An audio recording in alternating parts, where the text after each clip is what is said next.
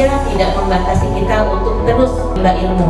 Gak gampang loh buat orang tua yang punya anak berkebutuhan khusus. Apa yang bikin kita nggak kapok? Happy, senang.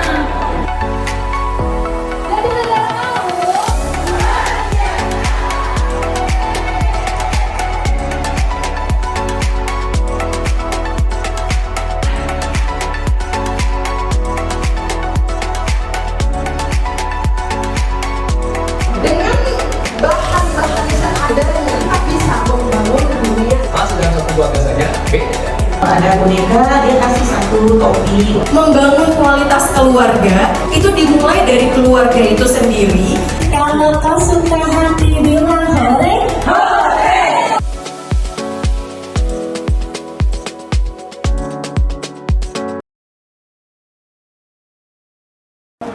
Yang terhormat Lurah Jatinegara Kaum yang diwakili oleh Sekretaris Lurah Ibu Berliana Farida SSTP. Yang terhormat para Bapak Ibu dosen Universitas Jakarta, Universitas Negeri Jakarta, tim pelaksana pengabdian masyarakat. Yang kami banggakan para ibu-ibu di wilayah Jatinegara Kaum.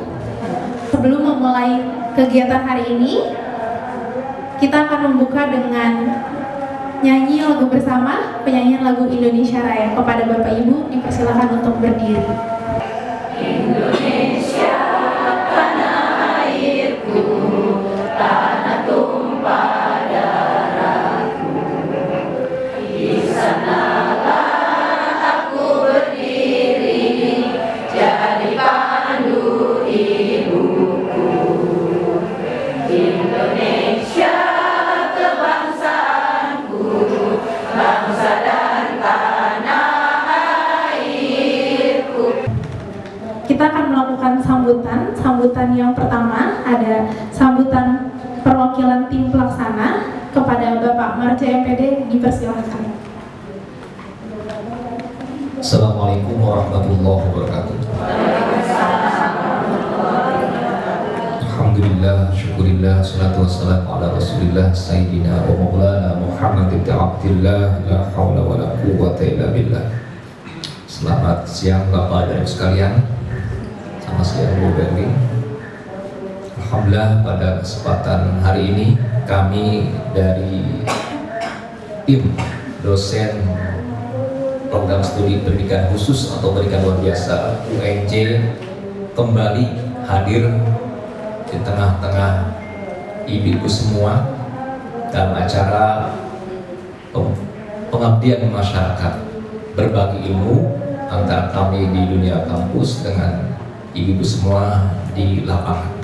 Mudah-mudahan semangat Bapak Ibu sekalian Ibu sampai dengan selesai, dan nanti pada hari ini Ibu akan mendapatkan materi-materi yang menarik dari Bu Win, dari saya, dan dari Bu Leni. Saja mungkin dari saya sebagai perwakilan dari tim pengabdian masyarakat dosen pendidikan khusus pendidikan luar biasa UNJ.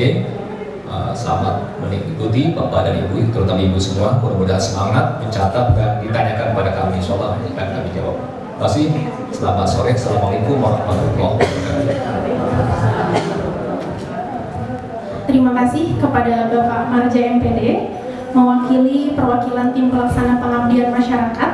Selanjutnya akan ada sambutan dari Lurah Jatinegara Kaum yang diwakili oleh Sekretaris Lurah Ibu Berliana Farida SSTP.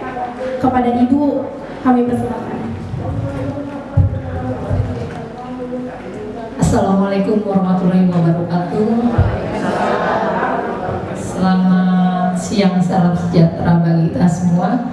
Yang saya hormati Bapak Ibu dosen UNJ dalam kegiatan pengabdian masyarakat yang pada siang hari ini hadir Pak Marja, kita bertemu kembali Pak, serta tim Bu Leli, Ibu Murni, Bu Supriyatin, Ibu Trisna ya, serta yang seluruh tim ya. tim pengabdian masyarakat yang hadir di siang hari ini. Ya, selamat datang Bapak Ibu. Ya, kita mengenang kurang lebih 2 tahun yang lalu ya untuk berkegiatan pengabdian masyarakat di Universitas WJ di Kelurahan Jatinegara Kaum. Selanjutnya, kita akan memasuki sesi pertama yang akan dipaparkan oleh Ibu Dr. Murni Wirnasih MPD yang nantinya akan dimoderatori oleh moderator hebat Ibu Wahyu Hardiani. Bismillahirrahmanirrahim. Assalamualaikum warahmatullahi wabarakatuh. Oke, baik ibu-ibu sekalian. Bismillahirrahmanirrahim. Assalamualaikum warahmatullahi wabarakatuh. Selamat siang semuanya. Dan di sini saya sangat apresiasi ya kepada ibu-ibu posyandu, ibu-ibu yang aktif di PKK ya, karena membantu masyarakat khususnya lingkungan terdekat dari kelurahan ini untuk bagaimana menjaga anak-anak kita ya, kemudian membersamai anak-anak kita khususnya yang balita, batita supaya bertumbuh kembang dengan baik dan sesuai dengan standar usianya. Oh, anak saya tunarungu, oh anak saya tidak mendengar. Karena apa? Tidak dilatih deteksi bunyi.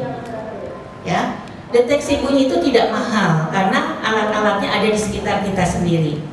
Ya, nah sekarang kita masuk ke sedikit apa itu deteksi bunyi, yaitu kemampuan untuk mendengar dan mengenali suara. Begitupun anak-anak kita. Anak-anak kita tuh anak-anak yang sangat sensitif saat ini, generasi Z katanya ya, sangat sensitif, seperti layar sentuh. Makanya nggak boleh Bu digebrak, ya, dimarahin, ya. Karena kalau kita bilang tadi, dulu zaman saya kalau saya dipelototin saya langsung nunduk, ya. Kalau sekarang dipelototin, kenapa melotot? Nah, ya, jadi ada hal-hal yang sepertinya kita itu suatu kode, anak sekarang nggak tahu itu kode. Ya. Kemudian mengikuti instruksi verbal, anak dapat mengikuti perintah sederhana, tolong ambilkan mainan, tolong sepatunya di mana, ya. Jadi pakai kata tolong, jangan kita menyuruh karena ini anak saya ya udahlah biar ambil ini dong, ambil, tidak, tetap pakai kata tolong, maaf, terima kasih, ya, walaupun dengan anak sendiri, suami sendiri. Tadi perlu pembiasaan, perlu kedekatan antara orang tua dengan si balita. Kalau ibu-ibu posyandu kan suka nimbang bayi ya sebulan sekali ya. Nah sambil diajak ngomong juga tuh bayinya ya. Aduh beratnya udah berapa sekarang? Walaupun dia belum ngomong 5 kilo gitu kan. Nanti lompat si ibu, wah ini bayi ajaib ya. Nah depan supaya betul-betul sehat, betul-betul berkembang sesuai dengan usianya ya. Terima kasih dari saya. Nanti boleh kalau ada yang ingin ditanyakan, selanjutnya saya serahkan ke moderator. Assalamualaikum warahmatullahi wabarakatuh. Kita lanjut ke materi kita yang kedua yang insya Allah akan disampaikan oleh Bapak Marja MPD. Kepada Bapak saya persilahkan. Baik, terima kasih MC. Assalamualaikum warahmatullahi wabarakatuh. Alhamdulillah, amin. Selamat siang ibu-ibu semua. Masih semangat? Saya juga semangat ini. Saudara-saudara ngantuk hadir juga ya. Baik, ibu semua, ini materi yang kedua pada sesi hari ini. Saya ingin memberikan materi masih ada kaitan dengan 2 tahun yang lalu tentang konseling keluarga atau bimbingan keluarga. Cuma ada tambahannya tentang stunting. Konseling keluarga juga berkaitan dengan membantu klien. Baik itu adalah kalau dalam bahasa sekolah yaitu anak yang bermasalah, anak yang mendapatkan layanan BP atau konseling untuk mencapai individualitasnya menjadi dirinya sendiri sebagai hal yang berbeda dengan yang lain dari sistem keluarga. Kita tahu Bapak dan Ibu, maaf Ibu semua, bahwa secara hakikat bahwa kita itu adalah makhluk yang individualitas, berbeda dengan yang lain. Jangankan sama orang lain yang beda keluarga, masih dalam satu keluarga saja beda. Betul kan? Jangankan yang lahirnya anak pertama, anak kedua, anak ketiga, anak yang lahirnya pun cenderung sama, kembar, beda. Bahkan yang kembar siam pun beda. Kembar siam itu apa ya? Nempel, beda kan? Apalagi ya beda keluarga. Kurangnya pengetahuan tentang cara-cara penyelesaian masalah. Nah, ini juga masalah. Kemudian yang terakhir adalah ketidaksiapan, ketidaktahuan dan ketidaksiapan menerima dan memberikan pelayanan. Menerima dan memberikan pelayanan. Makanya kalau saya satu pribadi, kalau ada orang tua keluarga yang punya anak yang ABK disabilitas dan beliau menerima dan memberikan pelayanan pendidikan yang hebat, yang bagus, berarti itu keluarganya hebat, luar biasa. Walaupun itu kenyataannya berat, betul ya? Tapi kalau tidak sudah dia, yang pertama itu menerima dulu, menerima enggak ya? Kalau menerima, dididik semaksimal mungkin. Rezekinya ada nggak bro? Oh pasti ada, insya Allah pasti ada. Dan yang terakhir ini adalah link video. Buah pepaya dihabiskan oleh Bang Ilham. Artinya sekian presentasi dari saya. Silakan ditanya. Jika belum, masih. Kita lanjut ke materi kita yang ketiga, yang insya Allah akan dibawakan oleh Ibu Leliana MPD. Tak kenal maka tak sayang, panggil saya Bunda Leli. Jangan Mama Leli, Mbak Julhab ya. Oke, ada yang tahu lagu Aram Sam Sam? Guri guri. Ini jago. Ayo, ada yang bisa nemenin saya? Apa Bu tadi? Science, teknologi, engineering, art, mathematics. Wah, good. Ini artinya bukunya dibaca. Tepuk tangan buat kita semua. Oke, next. Nah, tadi kan dikatakan anak beresiko. Siapa yang disebut dengan anak beresiko ya? Anak bukan khusus, oke. Anak yang kekurangan gizi, betul Bu. Anak kekurangan gizi. Apalagi Bu? Stunting tadi ya, anak kurang gizi.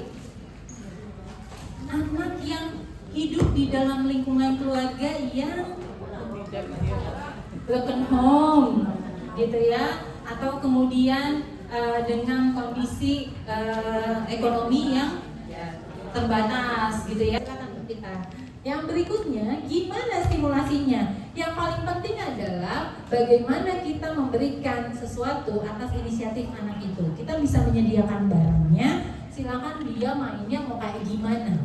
Kalau dia bilang bantuin, baru kita bantu. Gitu.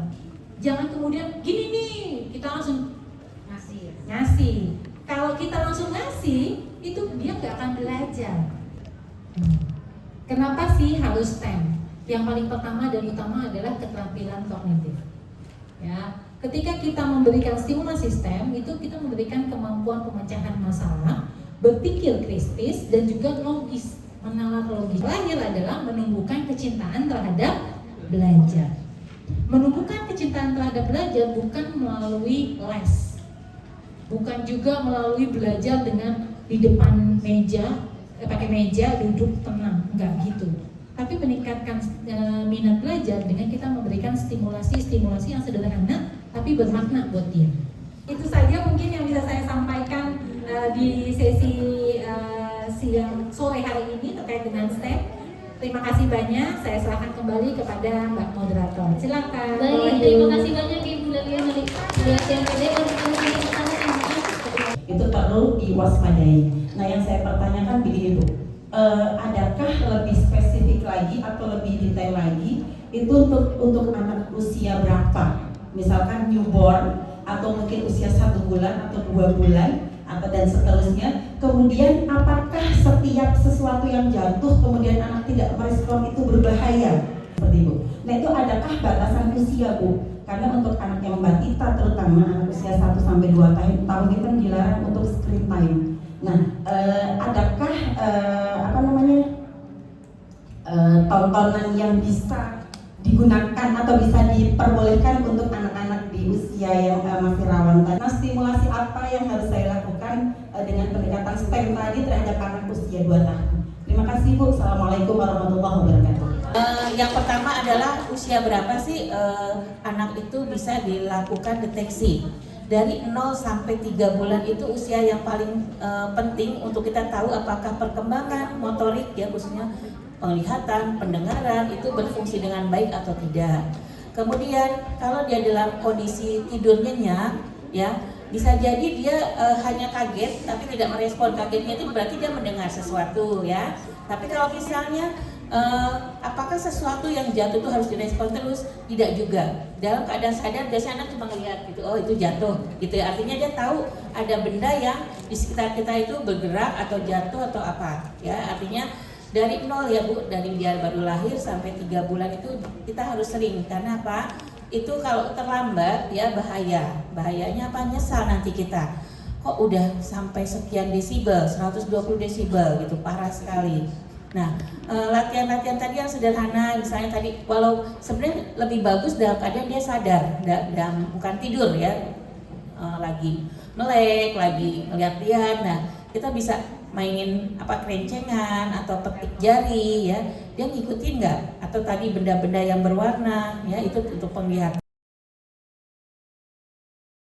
Dengan saya juga untuk memperkenalkan pembicara kita pada hari ini akan ada dari Ibu Trisna di sebelah sana, ada Ibu Suprihatin yang selalu di belakang, dan juga nanti ada moderator kita Bu Maya yang selalu di sebelah sana, dan juga terakhir dan juga tidak terlupa Ibu kita yang akan jadi pembicara juga. Nah, nama saya Maya Sarimana dan di sini saya nanti akan mengundang para narasumber kita yang gak kalah seru dari yang lain. Untuk pertama silakan kami persilakan Ibu Dr. Suprihatin Didi untuk menyampaikan permainan akan kita mainkan. Baik, terima kasih Bu Maya. Ibu-ibu, saya tidak punya permainan. Mari kita mencoba menciptakan permainan sebenarnya. Ya, saya tadi jalan-jalan di pinggir jalan tuh cari daun-daunan. Apa yang akan kita lakukan hari ini? Kita berusaha memahami apa itu play word. Ya, play word ini memang mungkin asing bagi ibu bapak itu ya, tapi memang intinya adalah bermain-main. Tapi bermain-main itu ada cara-caranya, ada step-stepnya kita bagaimana membuat permainan. Nah, ini yang mengajarkan itu langsung dari Australia yang memiliki play word itu. Jadi nah kebetulan saya pernah menjadi fasilitatornya gitu. Jadi saya coba membantu memahamkan ibu-ibu juga bagaimana play word ini bisa digunakan di sekolah, di PAUD, di RA, dan juga kemungkinan bisa dilakukan di posyandu. Yang berikutnya juga aktif dan partisipatif ibu-ibu. Aktif, siapa yang aktif? Muridnya aktif, gurunya juga aktif. Dan juga ketika belajar dengan play word ini harusnya memang fleksibel dan adaptif. Tidak harus, biasanya kan kalau di sekolah-sekolah harus ada APE-nya. Nah, ini dengan bahan-bahan seadanya ibu-ibu ya, kita bisa membangun dunia imajinasi anak-anak. Membangun imajinasi yang terserah mereka. Yang penting kita menyediakan saja. Bisa saja, atau mungkin juga bisa kita menceritakan, anak-anak ini loh, ini ada warnanya seperti ini. Di sini ada gambarnya anak-anak perangkat, gitu kan? Bisa saja seperti itu juga dilakukan. Kerjasama, komunikasi, apalagi berbagi. Baik, terima kasih Bu Maya. Akan kita berikan waktu sekali lagi untuk Ibu Trisna Maryani untuk menyampaikan tentang simulasi belajar matematika. Pada beliau kami persilakan. Assalamualaikum warahmatullahi wabarakatuh. Waalaikumsalam warahmatullahi wabarakatuh. Bagaimana ibu-ibu, masih semangat siang ini? Semangat. Hari ini kita akan belajar tentang matematika. Tapi ibu-ibu gak usah khawatir, gak ada tesnya. Ya, sebelum dimulai mungkin saya ingin menanyakan ya, siapa di antara ibu-ibu yang suka dengan matematika? Nah, sebelum dimulai ya, kenapa kita mengenalkan matematika sejak usia dini? Ibu ada yang tahu? Kenapa sejak usia dini? Usia dini itu mulai umur berapa sampai umur berapa? Kalau balita 0 sampai 6 tahun. 5 tahun. Jadi ada konsep yang mengatakan 0 sampai 6 tahun, tapi ada juga yang 0 sampai 8 tahun. Untuk menumbuhkan kemampuan cara berpikir, Merangsang kognitif anak. Merangsang kognitif anak. merangsang kognitif anak. Baik ibu-ibu ya. Kemudian yang kedua ya, nanti kita lihat ya. Kenapa? Apakah matematika itu penting untuk anak? Penting. Kenapa? Karena sering digunakan dalam kehidupan sehari-hari. Baik, next. Sini kita lihat ya ibu ya, kenapa matematika itu perlu sejak kecil. Karena anak sudah mulai mengalami konsep matematika sejak usia kecil. Berarti ketika dia sudah bisa melihat sesuatu, kemudian sudah bisa menyentuh sesuatu, bisa mendengar sesuatu, berarti sudah mulai belajar matematika. Ya. Nah, berikutnya untuk melatih anak mengenal bentuk, jumlah, urutan dan lain-lain secara natural. Jadi secara alami. Kemudian berikutnya, apakah matematika itu penting bagi anak? Tadi Ibu sudah menjawab tadi ya. Karena berkaitan dengan kehidupan sehari-hari. Kemudian juga menyiapkan anak untuk di jenjang selanjutnya. Dan berikutnya juga menjadi dasar untuk ilmu lain, sains, teknologi, ekonomi, dan lain-lain. Jadi anak-anak sudah belajar sejak usia sangat dini. Jadi usia dini itu adalah usia yang sangat penting untuk distimulasi, karena disebut juga dengan golden age. Di golden age itu adalah masa di mana kita bisa menanamkan konsep-konsep yang di mana anak itu menyerap menyerap paling baik. Jadi apapun itu, baik itu baik ataupun tidak baik juga diserap. Jadi kita harus hati-hati juga gitu ya, kalau misalnya ada yang kurang baik terus dia berulang-ulang sama anak, maka dia akan menyerap itu. Next. Di kapan, ini tadi kita udah jawab ya, kapan matematika kita mulai sejak usia sangat dini, dimana dimulai dari aktivitas sehari-hari dan tidak hanya di sekolah, karena yang anak-anak itu dari lahir kan di rumah ya, tidak langsung di sekolah. Anak lahir, kemudian dengan siapa di rumah? Dengan orang tua. Dengan siapa lagi? Dengan pengasuh. Jadi kalau ada ibu-ibu mungkin yang bekerja, berarti pengasuhnya harus bagaimana? Pengasuhnya yang harus juga mengerti tentang itu. Jadi bukan hanya harus pintar bersih-bersih, pintar masak gitu, tapi yang lebih utama lagi adalah pintar mendampingi anak kita. Nah, ini kita lihat ya ibu-ibu yang mana nih kira-kira yang matematika? Semuanya. Mari kita mulai satu ya. Satu itu matematikanya apa tuh? Mengenali bentuk. Ya, jadi mengenali bentuk itu berarti anak masukkan sesuatu ke dalam mulutnya itu usia berapa? Mungkin ada yang punya anak bayi nggak? 45 ya. Di bawah 6 bulan ya. Berarti bayi memasukkan suatu benda ke dalam mulut, dia belajar mengenali bentuk benda itu. Mengenali bentuk itu bagian dari matematika. Jadi kira-kira kita boleh nggak kita tutup tuh tangannya, dikumpus anaknya terus menerus kan? Sekarang zaman sekarang nggak lagi ya. Ya kalau dulu kan seperti itu ya, dikumpus biar lurus katanya jalannya, bodinya biar bagus gitu kan. Tuh. Nah. Kemudian yang kedua itu belajar apa? Ya belajar apa tuh matematika? Ada nggak matematika? Ada Apa? donat. Apa? Donat tuh. Kalau merangka itu kan berarti berpindah tempat ya? Berarti apa? Ruang, apa lagi? Jarak. Ruang, kemudian mungkin juga ya jarak, arah juga termasuk ya. Berikutnya nomor 3. 3 itu gambarnya kalau kurang jelas ya ada botol. Memindahkan botol. Matematikanya apa? Matematikanya adalah di atas dan di bawah. Ya, di atas dan di bawah itu matematika. Posisi. Kemudian apa lagi? Mungkin botol yang di atas penuh, botol yang di bawah kosong. Itu juga matematika. Berikutnya nomor 4.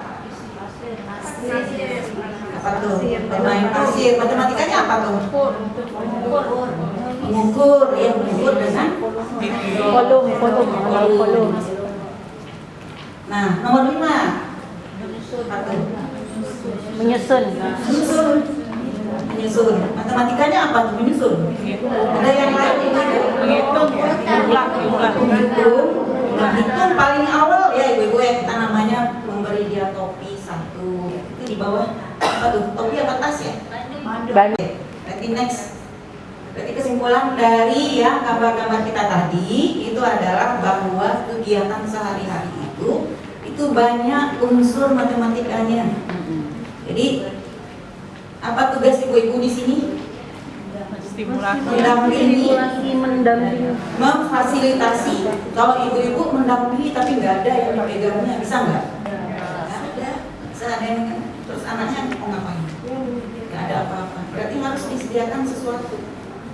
Ya, seperti yang tadi ya, tidak harus benda-benda apa mainan yang mahal, tapi bisa kita pilihkan barang-barang yang ada di sekitar kita. Nah, tentunya aman ya.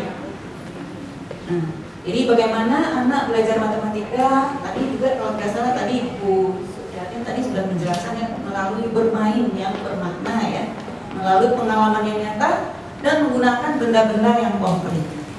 Jadi kalau kita mengajarkan matematika, terutama anak usia dini, mungkin usia sekolah dasar pun, itu ibuku kalau menjelaskan hanya dengan angka-angka di papan tulis di rumah, misalnya ditulis itu buat mereka adalah abstrak.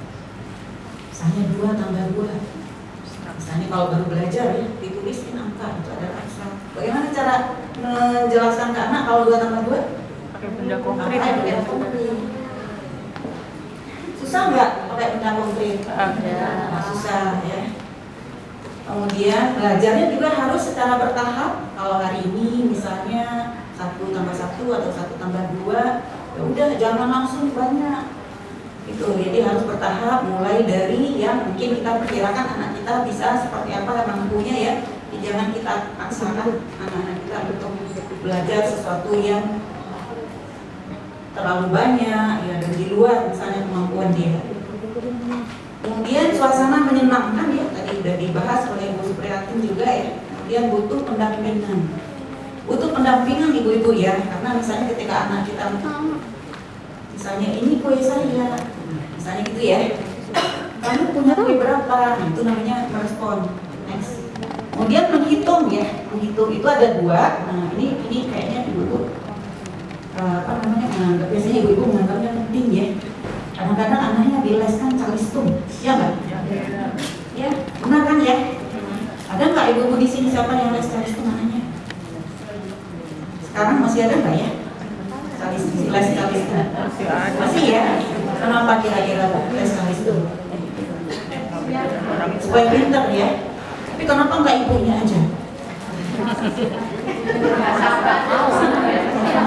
Harus ibunya aja. Ya memang mendampingi anak kita itu memang membutuhkan kesabaran. Kadang-kadang kita melihat anak kita nggak bisa, kita langsung gitu ya, naik gitu ya, maunya anaknya kita. Nah, menghitung ya, kita kembali ke situ ya. Menghitung itu ada 2. Satu menghitung hafalan, itu yang tahap yang paling. Nah, menghitung ya, kita kembali ke situ ya. Menghitung itu ada 2. Satu menghitung hafalan, itu yang tahap yang paling awal. Ibu kalau mengajarkan menghitung, ya harus hafal dulu 1, 2, 3, 4 sampai 10 sampai berapa ya, misalnya itu harus tahu dulu itu. Walaupun dia belum tahu maknanya ya, atau bisa sejalan juga bisa. Itu namanya menghitung hafalan. Karena tidak mungkin dia menghitung kalau dia tidak hafal urutan 1 sampai seterusnya. Itu urutan itu, nah itu harus hafal. Kemudian namanya menghitung rasional. Menghitung rasional itu berarti sudah tahu berarti jumlahnya. Seperti misalnya di situ ya, apelnya dihitung satu-satu, 1, 2, 3, 4, 5. itu anaknya sudah mengerti atau sudah paham bahwa yang dihitung itu ada 5. Membandingkan itu adalah matematika juga, itu mengamati perbedaan atau persamaan suatu benda, itu matematika. Jadi kalau setelahnya adalah klasifikasi. Kemudian beda dengan yang klasifikasi adalah mengelompokkan. Mengelompokkan itu berarti memisahkan. Kalau tadi kita gabungkan ya satu set ya. Kalau misalnya ada yang kurang jelas itu bisa ditanyakan. Baik, terima kasih. Dikembalikan kepada Ibu Moderator. Baik, terima kasih Ibu Dr. Trisna. Bapak Hasbi Maulidina, kami persilakan. Bismillahirrahmanirrahim. Assalamualaikum warahmatullahi wabarakatuh. Di sini yang mau saya bahas adalah bagaimana membangun kualitas keluarga. Punya anak berkebutuhan khusus itu juga indah kalau kita bisa lihat perspektifnya dengan cara yang beda. Gitu ya Bu-ibu ya. Jadi orang tuanya itu bilang, saya sudah mempersiapkan yang terbaik, tapi ternyata nakodanya dalam hal ini Tuhan memberikan saya ke Italia, yang ke Italia ternyata sama-sama indahnya sama Belanda. Jadi ya sudah, saya akan prepare apa yang Tuhan kasih itu dengan cara yang baik menurut saya. Gak gampang loh buat orang tua yang punya anak berkebutuhan khusus. Sometimes kita harus bisa punya empati nggak sih ibu-ibu, ngerasain gimana rasanya? Bener nggak? Kalau itu kejadian di kita kayak gimana? Kalau ternyata itu anak kita kayak gimana? Jadi membangun kualitas keluarga itu dimulai dari keluarga itu sendiri, dan bagaimana ibu-ibu posyandu, ibu-ibu yang ngajar di PAUD itu juga berperan ngebangun kualitas keluarga. Ternyata keluarga itu bisa berpengaruh itu sama perkembangan anak. Tukang beca gitu ya Bapak Ibu, penghasilannya sehari nggak seberapa, tapi ternyata orang tuanya jadi support system yang baik buat anaknya. Orang tuanya ternyata jadi pendukung terbaik buat anaknya. Pokoknya keringet saya harus bisa anak ini jadi orang. Komunitas itu maksudnya kalau misalnya ibu-ibu dari posyandu sama ibu-ibu dari sekolah bisa jadi komunitas yang saling kasih pengaruh positif ke orang tua. Dari saya itu, saya yakin ibu-ibu di sini semuanya akan jadi supporting system terbaik buat orang tua. Tepuk tangan buat kita semua nih. Terima kasih. Wassalamualaikum warahmatullahi wabarakatuh. Ibu Fitra, kami persilakan. Oke, terima kasih banyak Bu Maya selaku moderator hari ini. Sebelumnya, Assalamualaikum warahmatullahi wabarakatuh. Selamat sore ibu semua. Anak-anak juga akan merasa aman, merasa tenang ketika lingkungannya ini dikondisikan seaman mungkin, atau lingkungannya memang ditata sedemikian mungkin. Apa sih sebenarnya lingkungan sportif itu Ibu? Kira-kira lingkungan sportif itu adalah lingkungan yang memberikan dukungan secara emosional. Artinya bagaimana dukungan secara emosional? Kita tidak langsung begitu saja menilai bagaimana atau apa yang dilakukan oleh anak kita misalnya, atau oleh peserta didik kita. Begini ibu-ibu, tidak harus rumah itu besar, tidak harus mainan itu mahal, tapi bagaimana kreativitas kita sebagai orang tua, sebagai guru, maupun sebagai lingkungan yang membentuk anak itu bisa membantu secara optimal.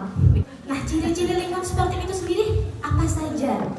Yang pertama, aman secara fisik dan secara psikologis. Yang kedua, terorganisir dan konsisten. Artinya hal-hal itu terstruktur. Oke, yang ketiga, menghargai perbedaan anak dan keberagaman anak. Seperti yang kita ketahui ibu, semua orang itu unik. Sekali lagi, anak-anak akan tumbuh dan berkembang bagaimana kita orang tua, guru maupun lingkungan mikrosistemnya mendukung. Terima kasih banyak ibu-ibu. Saya undur diri. Saya Mbak Tadi sih mohon undur diri. Saya kembalikan kepada Mike. Jadi orang tuanya itu sampai istilahnya menyerah gitu. Ibu tuh sampai seperti itu. Tapi izin Bu, udah pernah diajak anaknya maksudnya gitu ya, udah pernah diajak ke psikolog atau ke dokter tumbuh kembang anak? Sepertinya belum. Oke. Jadi diajak kemanapun ke rumah makan, kemana seperti itu. Gimana ya kita ngasih sarannya gitu, seperti apa? Oke, terima kasih kecil. Sebenarnya untuk kelakuan atau tingkah laku anak yang seperti itu sebenarnya tidak bisa kita biarkan ya Bu, dalam arti itu memang butuh penanganan. Gak bisa kita bilang gak apa-apa kok bandel, it's okay, ini namanya juga anak-anak. Kalau misalnya masih di tahap bandel yang anak-anak pada umumnya, kalau dia beranjak usia yang lebih matang gitu, kayak misalnya 5-6 tahun, itu akan berkurang seiring berjalannya waktu. Tapi tadi kan kakaknya yang kelas 3 SD, terus kemudian adiknya juga seperti itu sebenarnya bisa banyak faktor Bu. Bisa dari misalnya dari lingkungan keluarganya, atau bisa jadi memang kita nggak tahu ya Bu, apakah anak itu memang ADHD kah, atau misalnya ada gangguan emosi tingkah laku kah, yang memang sebenarnya butuh bantuan ahli. Dalam hal ini misalnya psikolog atau dokter tumbuh kembang anak, sehingga ketika kita tahu judgementnya dari dokter tumbuh kembang anak atau psikolog, itu kita bisa berdiskusi dan juga bisa memberikan layanan sesuai sama kebutuhannya. Nama saya Miraksana dari Kelurahan Jakarta. Saya menanyakan, apakah kebiasaan anak mengelola emosi bisa juga terbawa hingga dewasa? Terima kasih. Assalamualaikum warahmatullahi wabarakatuh. Apakah emosi yang anak bangun sejak dari dini itu bisa terbawa sampai dewasa? Jawabannya ada dua kemungkinan. Yang pasti yang lebih besar akan iya, karena itu sudah dibiasakan dari usia dini begitu. Tapi juga ada faktor yang mempengaruhi, apa? Lingkungannya. Bagaimana ketika nanti dia itu bertumbuh, lingkungannya mendukung atau tidak? Kalau dia secara emosional sudah baik, ada salah satu kecerdasan emosional ya Ibu, itu sudah baik dari saat usia dini dia sekolah begitu. Nah, tapi ternyata lingkungan saat dia bertumbuh misalnya, dan di usia rentang usia berapa, misal saat anak ini beranjak ke dewasa, itu tidak mendukung, bisa jadi itu juga akan berubah begitu. Jadi, tapi bisa kemungkinan pasti karena memang hal itu sudah dihabituasi, hal itu sudah dibiasakan oleh anak ini dari sejak kecil. Anaknya sudah terlanjur stunting, yuk kita stimulasi dengan belajar yang menyenangkan. Nanti akan ada dampak yang besar untuk menambah kecerdasan si anak stunting tadi. Itu terima kasih Bu. Assalamualaikum warahmatullahi wabarakatuh. Waalaikumsalam. Besar atau sedikitnya Ibu, kalau menurut saya tergantung bagaimana usaha kita. Kalau Ibu mengatakan maunya yang besar, orang tua ada usaha sebesar mau kita nggak? Itu sebenarnya. Kalau orang tua yang kita ajak atau guru yang kita ajak, usahanya tidak sebesar keinginan kita, nggak bisa ya, nggak bisa. Itu Ibu. Jadi sangat tergantung bagaimana usaha kita sebagai guru dan juga usaha orang tua. Karena kan walaupun stunting, kalau kita memang benar-benar melakukan, itu pasti terjadi sesuatu. Itu ada pasti berubah. Itu. Besarnya perubahan itu tergantung usaha kita. Saya dengan Bu Aida, Kepala RA Mumtaz Jatinegara Kaum Pulau Gadung. Kesan saya mengikuti kegiatan pelatihan ini selama 2 hari sangat puas sekali. Ya, dari segi kepanitiaannya, kemudian narasumbernya, kemudian fasilitas yang kami dapatkan. Cuman ada masukan dari saya sebagai peserta gitu, durasinya kurang lama. Jadi kalau yang namanya pelatihan itu mungkin tidak dari siang sampai sore, tapi dari pagi sampai sore bisa 2 atau 3 hari. Jadi nanti secara aplikatifnya kita harus dapat ya, tidak hanya teori, tidak hanya kita sharing, discuss, tapi aplikasinya harus kita tahu juga seperti itu. PKK guru PAUD dan TK semakin lebih terfasilitasi lagi anak-anak berkebutuhan khusus di lingkungan Kelurahan Jatinegara Kaum khususnya. Terima kasih. Saya Indah Mayuni dari PKP PAUD Melati Ceria. Ya, setelah mengikuti pelatihan 2 hari ini, menurut saya ini kan ABK ya, kita ininya ke anak berkebutuhan khusus. Maka dengan pelatihan ini kita mengharapkan semua masyarakat Mari bersama menciptakan lingkungan yang lebih ramah dan memahami untuk mereka anak-anak ABK. Terima kasih.